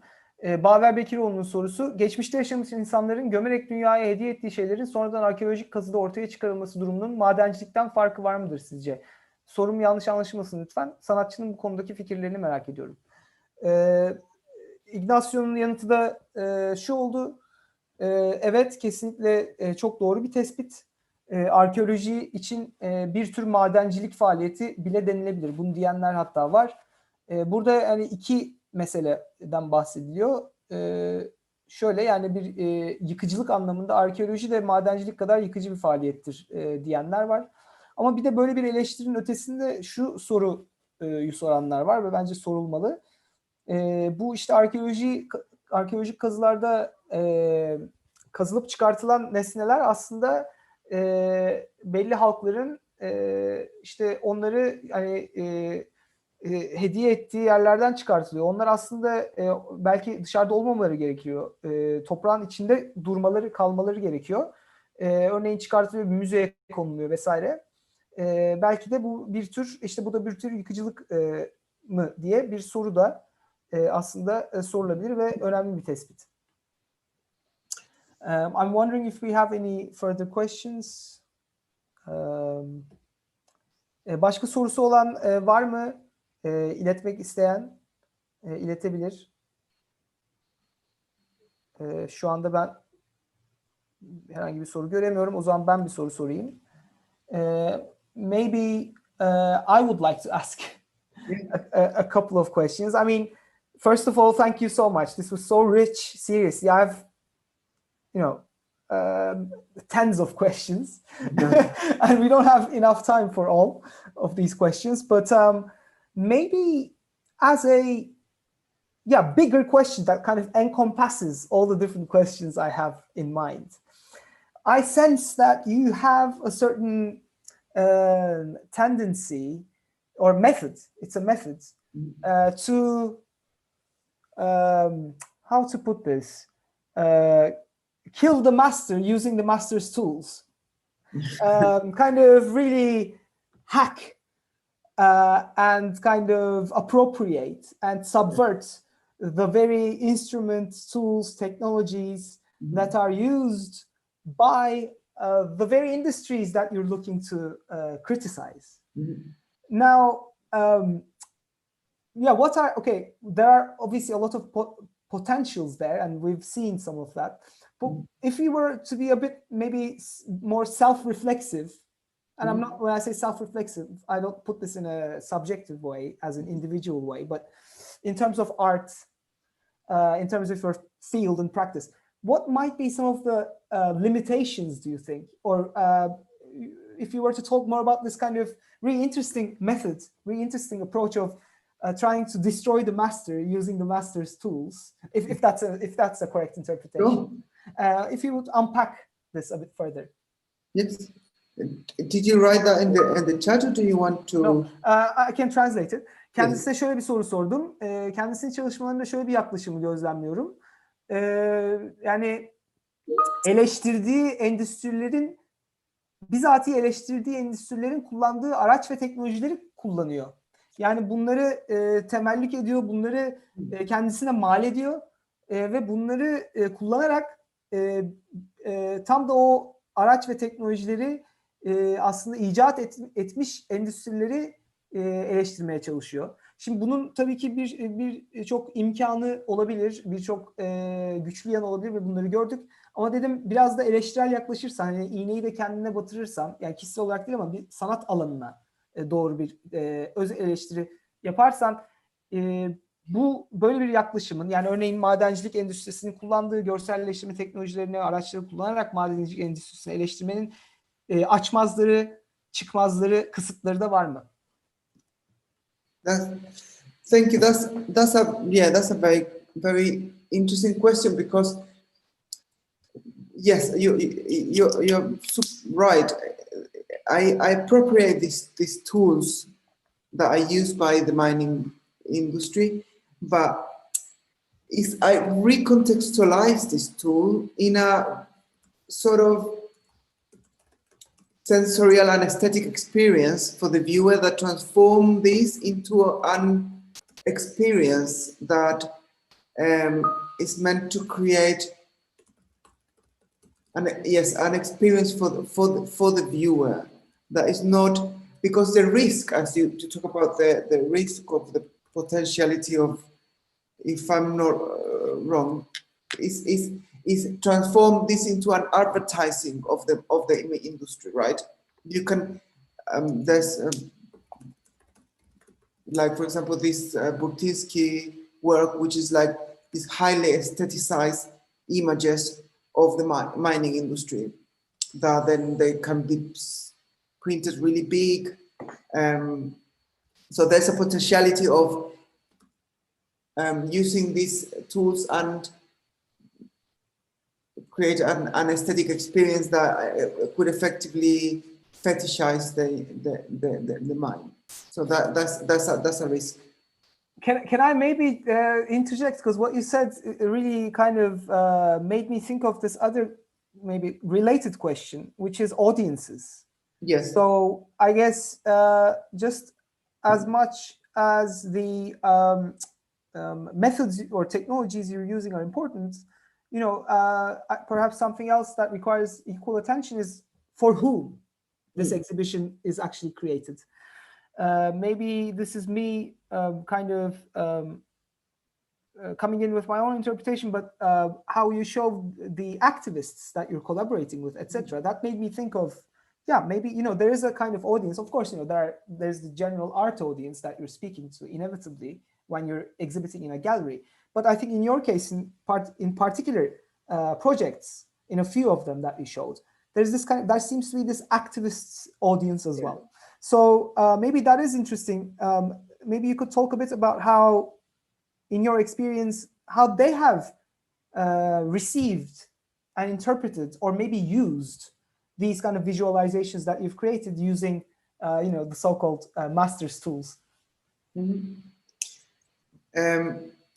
Yes, I mean, it's interesting because audience is like, the work is not just the work, but it's how do you distribute the work. That's a very important question that we have to ask, and how, in which places does the work distributes, and then and how, for example, for example, the work with the Sami people, you talk about the audiences and the activist communities. the Drum and Drums was the most important exhibition for me, was the exhibition that happened in the local community where the work was created. So perhaps the places that the most matter is the communities where the work began. And in that case, the Sami work was in Jokkmokk, in the Sami Museum. In the case of copper, in Chile, and in this case, I will show it actually at the Ecology Museum. But it is also one about the audience, but it's also about giving visibility to these struggles in other contexts. Because we know that activists, for example, sometimes the narratives they tend to stay in the same networks, but where with my work or with people who deal with similar subjects than me, we are trying to position the discussions in other contexts, as you say, in art context, but also in this context. This is a way of discussing and make visible those struggles. In this context, this is also a part of the dissemination of the work that is really important, how we do communicate these struggles, not just in the local communities, but worldwide, using different forms of communication. Bu uzun sohbeti şimdi biraz çevirmeye çalışacağım. Evet, kendisine sorduğum soruyu çevirmiştim sanırım. Kendisinin cevabı şu oldu. Evet, kesinlikle haklısın. Hani tam da eleştirdiğim endüstrilerin kullandığı teknolojileri ve araçları kullanıyorum ve bunları kendime mal ediyorum. Fakat bunları belli hedef kitleleri var kafamda ve bu hedef kitlelere bir deneyim yaşatmak için kullanıyorum. Ve özellikle izleyiciye diyebiliriz ya da benim işlerimi görmeye gelenlere bu işte belgelediğim şeyleri veya gösterdiğim şeyleri yaşatmaya çalışıyorum. Birebir hissettirmeye çalışıyorum. Tabii ki burada bir risk var, bir tehlike var. O da işte tam da eleştirmeye çalıştığım endüstriyi hani bu endüstrinin bir nevi reklamını yapma riski var. Çünkü hani çok böyle bu endüstrileri şey yapan, vurgulayan, işte fetişleştiren diyebiliriz şekillerde sunarsak bunları belki reklamını yapmak gibi bir tehlike söz konusu olabiliyor. Ve bunu tabii ki yapan sanatçılar da var. Bilerek, isteyerek veya istemeyerek. Bunu da hani biliyoruz. O nedenle bu benim hassas olduğum bir konu. Ben de kendisine buradan devamen şöyle bir soru sordum. Çünkü hani hedef kitlelerinden ve görmeye gelen izleyicilerden bahsetti. O zaman dedim hani ne gibi hedef kitleleri, ne gibi izleyiciler var dedim senin zihninde ve özellikle gösterdiğin 2-3 projede aktivistlerden bahsettin. Bu aktivistler senin için bir hani hedef kitlesindir. Bunlarla ne gibi bir işte işlerinin bunlarla nasıl ilişkiye geçmesini umuyorsun dedin. Kendisi de şöyle dedi. Evet, gerçekten işin kendisi sadece bir hani başlangıçtır ama bu işin nerelerde dolaşıma gireceği, nerede sergileneceği, hangi hedef kitlelerinin bununla temas edeceği önemlidir. Örneğin benim Sami coğrafyasıyla ilgili yaptığım, o İsveç'in kuzeyindeki coğrafya ile ilgili yaptığım iş benim için belki en beni tatmin eden işti. Çünkü gerçekten oradaki yerli halkı işin içine katmıştım ve gerçekten onların Sami Müzesi adı verilen kurumunda bunu sergiledim. Ve komünite, adına komünite dediğimiz şey işin başladığı ve bittiği yerdir. Yani işin kendisi iş değil, aslında o komüniteyle kurduğu bağlantı önemlidir benim için dedi. Örneğin Şili'deki bu bakır madeniyle ilgili yapacağım işi de orada bir arkeoloji müzesinde sergileyeceğim. Yani burada gördüğümüz gibi sadece sanat mekanlarında da sergilemiyorum. Aslında bu da benim için önemli. Yani bu aktivistlerin yaptığı, verdiği politik emeği ve benim verdiğim sanatsal emeği işte farklı bağlamlarda da dolaşıma sokmayı tercih ediyorum. Bu bir halka ait olan bir müze olabilir. İşte bir kültürü lanse eden veya temsil eden bir Sami Müzesi gibi bir yer olabilir. Ya da bir arkeoloji müzesi olabilir. Çünkü bu mücadeleleri, bu direnişleri gerçekten daha geniş kitlelere ulaştırmak bence önemli. Ve mümkünse dünya çapında bunları dolaşıma sokmaya çalışıyorum. Okay, thanks for that. There are more questions. Cengiz Tekin asks, has he ever thought of actually producing the 3D models as like you could say sculpture, so that people can like touch them maybe. That's one question. Cengiz Tekin'in sorusu, yaptığı 3 boyutlu modellemeleri acaba insanların daha rahat dokunabileceği bir şekilde mesela heykel olarak tasarlamayı düşünmüş mü? Yes, I mean, I've thought about it, but yes, it's a possibility. I'm working on a piece that is a glass piece at the moment, so I'm making a kind of vitro glass for a commission. I'm transforming this into a glass work at the moment. I work mainly with images, so but I think it could be good that it can be. I have some problems with the 3D prints because they require so much plastic, for example, that the footprint of these 3D printers that could be possible, but it's just why do I need to bring so much plastic to the world? There is enough plastic. So I would have to find another form. There is no plastic.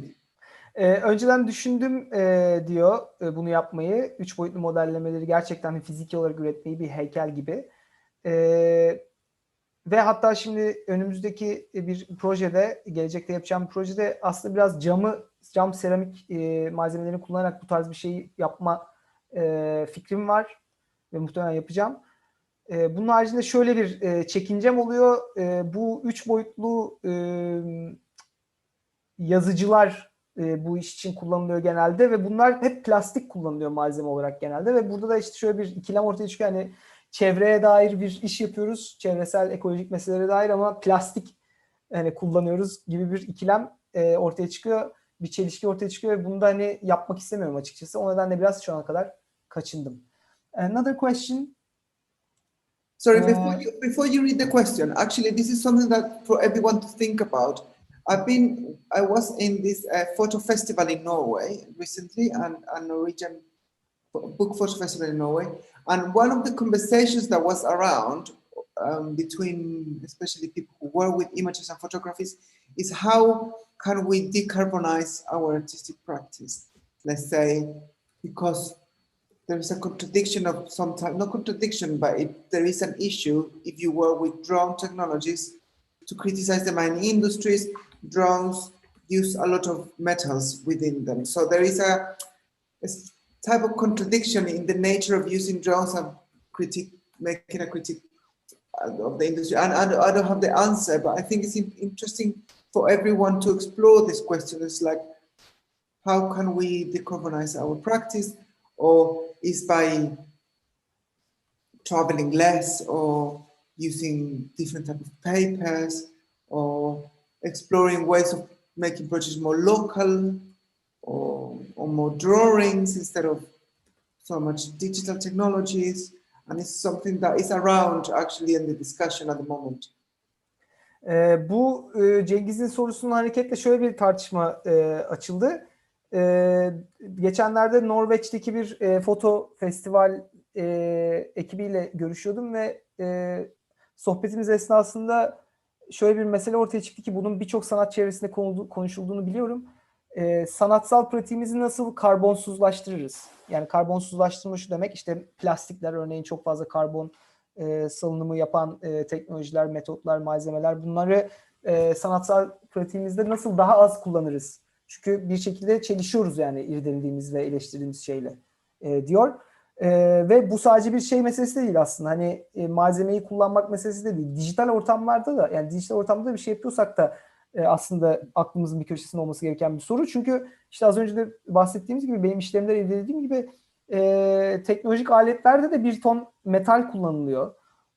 Drone örneğin bunlardan biri. Yine dronlarda bir sürü metaller kullanılıyor ve işte böyle sanatsal çevreler şu an bunu tartışıyor. Özellikle ekolojinin politikası ile ilgili iş yapan sanatsal çevrelerde örneğin başka malzemeler kullanabilir miyiz? Kağıt mesela, farklı şekillerde, farklı türlerde kağıt kullanabilir miyiz? Üretimi, prodüksiyonu daha yerel bir şekilde kotarabilir miyiz? Ya da örneğin dijital çizimler yerine el çizimini kullanabilir miyiz gibi meseleler de şu anda tartışılıyor. Another question.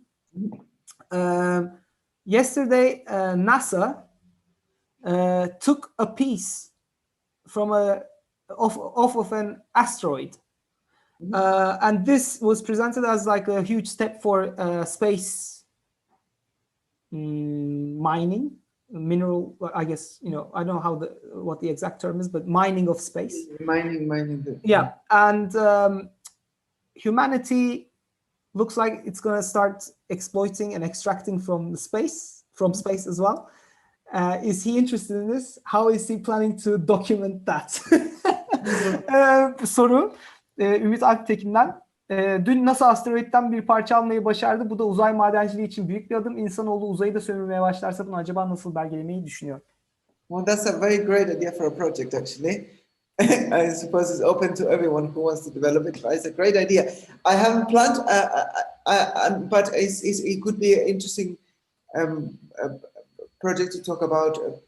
You can use let's, in the hypothetical scenario that if I wanted to develop it, I don't think I have to go there, but we can work with, for example, with media, what is being published in the newspaper. You can work with archival material.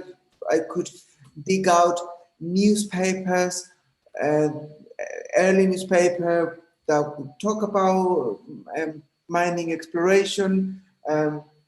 You could do, I don't know, I think you can create a constellation of images and text and create writings about this subject without having to go. And I think that's one of the challenges that is happening today with the current restrictions of movement, that we realize that somehow there is a lot of possibilities of doing things that they don't require so much trouble, but they're required to having to rethink how can we approach this subject.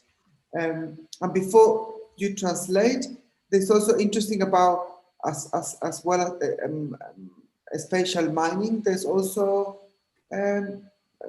deep sea mining, which is another big topic at the moment, about exploration or mining on seas. So as we exhaust Earth resources, we started to look elsewhere. Yes, instead of rethinking what we're doing, we started to explore somewhere else. It's catastrophic in a way. Bu çok iyi bir aslında proje fikri ve bu böyle bir projeyle başa çıkabilecek, bunu kotarabileceğini düşünen herkese tabii açık. Belki burada hipotez anlamında, böyle bir hani sessiz düşme anlamında şunu söyleyebiliriz. Şöyle bir senaryoyu düşünebiliriz. Burada illa işte uzay madenciliğini belgelemek için uzaya gitmeye gerek yok tabii ki. Ama işte basın yayın organlarında çıkan haberler örneğin kullanılabilir. Arşiv malzemeleri, çünkü bu işin bir tarihi var, bir tarihselliği var. Arşivden çıkan malzemeler kullanılabilir. Bu konuya dair, uzay madenciliğine dair farklı yayınları bulabiliriz. İşte madenciliğin kullandığı, kendi içindeki iletişim için, bilimsel üretim için kullandığı bazı belgeleri kullanabiliriz ve böyle imgelerden, metinlerden oluşan bir hani bütünlüğü aslında kullanabiliriz. Böyle bir proje düşünülebilir aslında ve çok çok iyi bir fikir denilebilir.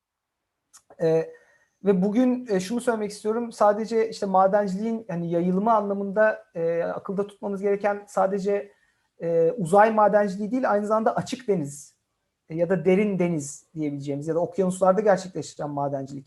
Bir yandan da böyle bir şey. Yani işte bir yandan uzaya çıkılırken bir yandan da dünya artık yetmiyor. Dünyanın, denizin, yani okyanusların diplerine, derinlerine dalınıyor maden bulmak için. Ve bununla ilgili de bir şey yapmak aslında çok iyi olur. Bunu da irdelemek, bu meseleyi de irdelemek. Tabii şu andaki en büyük önümüze çıkan engellerden biri seyahatimiz kısıtlanmış durumda. Kaynağa ulaşmak anlamında, arşivlere ulaşmak anlamında ve kurumlara gitmek anlamında veya farklı mekanlara gitmek anlamında pek seyahat şeyimiz yok, imkanımız yok Covid nedeniyle. Şu anda belki de bunu bir düşünmemiz lazım. Bu tarz aslında çok bizden uzak yerlerde gerçekleşen mekansal anlamda pratikleri biz yerimizden hiçbir yere kıpırdayamazken nasıl ele alabiliriz?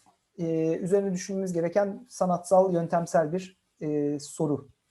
Another question from Delal Eken.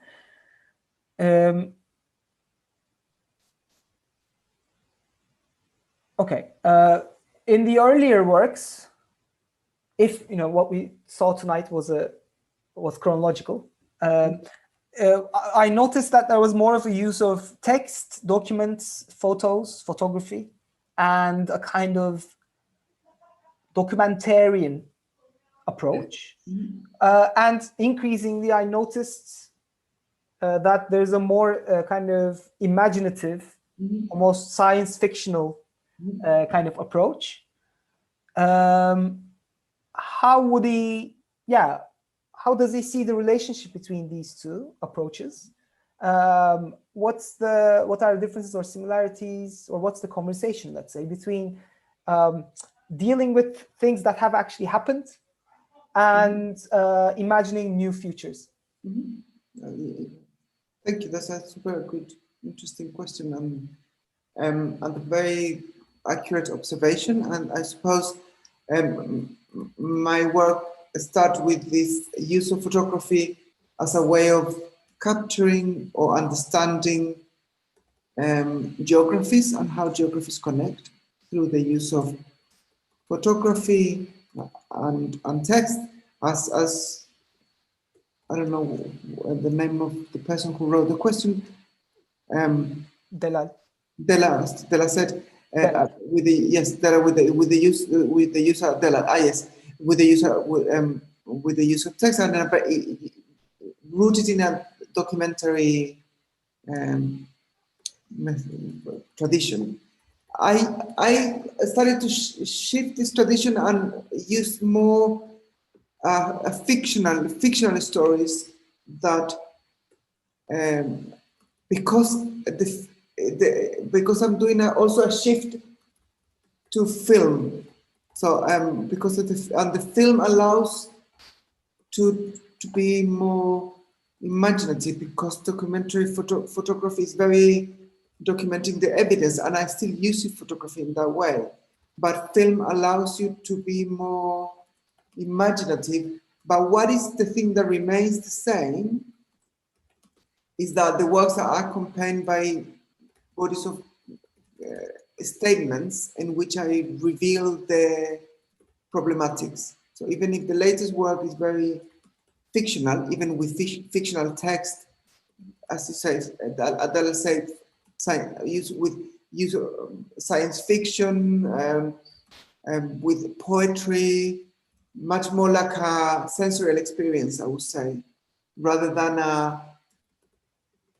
Yeah, I mean, I think this question is very well formulated. So then, but what is remained is the documentary approach and the use of text as a way of informing the dynamics that are happening. And I think that's perhaps enough. Delal Eken'in sorusunu sorduk. Önceki çalışmalarında metin, belge, fotoğraflarıyla aktardığı belgeselci bir dil ile pratikler gerçekleştiriyordu. Son çalışmalarında henüz gerçekleşmemiş kurmaca senaryolar yaratıyor. Gerçekleşmiş olayları ele almak ile henüz gerçekleşmemiş senaryolar kurgulamak arasında nasıl farklar oluşabiliyor demiş. Kendisinin cevabı da, Ignacio'nun cevabı da şu oldu. Bu çok inanılmaz iyi ve ilginç bir soru ve gerçekten doğru bir tespit. Sanırım başlarda evet gerçekten de çalışmalarım fotoğrafın işte bazı coğrafyaları belgelemekte ve anlamakta nasıl kullanılabileceği üzerine yoğunlaştı ve özellikle de farklı coğrafyaların birbirleriyle olan ilişkilerini aslında kurmak üzerine kullandım fotoğrafı. Ve evet denilebilir ki belgeci bir yaklaşım biraz daha seziliyordu. Evet, son zamanda daha çok kurmacaya yöneldim. Aslında burada şunu söylemem lazım. Buradaki dönüşüm veya değişim kendi adıma, pratiğim adına mecrasal bir de değişim. Yani fotoğraftan videoya daha çok geçiş yaptım. Sadece işte belgecilikten kurmacaya değil, aynı zamanda daha çok fotoğraftan videoya geçiş yaptım ve artık daha çok video kullanıyorum ve film kullanıyorum aslında. Filmin de fotoğrafa göre hayal gücüne daha açık olduğunu düşünüyorum. Ve fotoğrafın daha çok hani belgeciliğinin belki biraz ön planda olduğunu düşünüyorum doğası itibariyle. Ama film bizi daha çok hayalci olmaya teşvik edebiliyor. Burada bu farklı yaklaşımlar da hep ama devamlılığı sağlayan şey şu: her zaman sergilediğim işlerin bağlamını ve gerçek dünyadaki oturdukları bağlamı anlatan meseleyi açık bir şekilde veriyorum. Ve her ne kadar son çalışmalarımda daha çok film, video kullanıyor olsam ve daha çok örneğin kurmaca, bilim kurgu gibi araçları kullanıyor olsam da, hatta şiir kullanıyor olsam da, yine de bu işlerin bir gerçekliğe oturduğunu metinler üzerinden, belgeler üzerinden ve bazen de fotoğraflar üzerinden kitlelere açık bir şekilde aksettirmeye çalışıyorum. Sorry, could I? So a couple of things that I think could be interesting to say. Things that remain the same is kind of this methodology of working through field work, through substantial field work, and it's just I'm thinking about now because the previous strategy was always about documenting what has happened, and actually now it's more imagining a future, or perhaps a possible future as well. I'm interested to think of how can we use the medium as a way to create alternative futures, or a more radical imagination into something that is kind of perhaps different, or potentially interesting to think how can we use technology, you know, to against mining. How can we use 3D models to imagine these machines to be underwater? So I don't know. It's just I think it's a very interesting. Could we say maybe this is going back to my question from earlier? Maybe it's also like related to this urge to avoid like ending up with like an advertising of the industry, like you said, because when you're imagining potential radical futures, you're actually using this technology already for something more maybe emancipatory, or you're not kind of reproducing the industry itself. So maybe that exactly. Yes. Good point. Cevabı şu oldu. Burada cevabını söylemiştim zaten ama ek yaptı cevaba. Burada sabit kalan şey işte bu farklı yaklaşımlar, belgecilikten kurmacaya daha çok geçerken ya da fotoğraftan filme geçerken sabit kalan şey benim adıma saha araştırması. Her zaman saha araştırmasına dayanıyor benim çalışmalarım ve bu değişmeyen sabit yaklaşım senelerdir bu.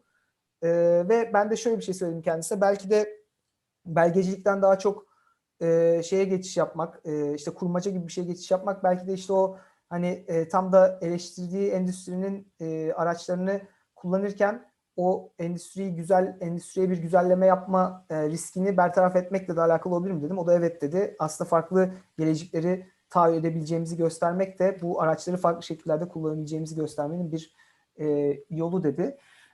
Başka soru varsa alalım, yoksa kapatıyorum. I don't think there are any other questions. You have shared a link, I see. Ignacio? Just one link I found about the seed mining, and then Margarita Mendez, who does deep sea mining, and she's wonderful. Thank you so much for sharing the link, but also obviously for the talk. This is amazing, incredibly rich, a lot of food for thought for us to continue kind of grappling with. And obviously, we will meet again together with the workshop participants in about 9 days' time. But for everyone else, I would just say, do keep an eye on Ignacio's personal website, ignacioacosta.com. And this is the other one. The trace of nitrate. Okay. Yeah. And so that link is there too. Thank you so much for agreeing to do this talk, and on behalf of Loading as well, I express all of our gratitude to you, and hope to see you soon. I guess next week for Yeah, that. great. Thank you for creating this space and also for the wonderful translation. I don't know how you made it so well. Thank you. Kendisine çok teşekkür ettim.